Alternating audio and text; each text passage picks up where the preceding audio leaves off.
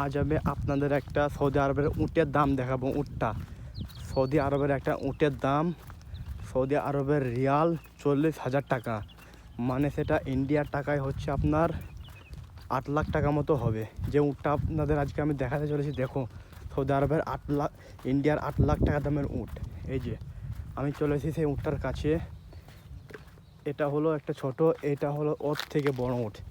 এই যে উটটা দেখতে পাচ্ছ, এই উটটার দাম ইন্ডিয়ান টাকা 8 লাখ টাকা।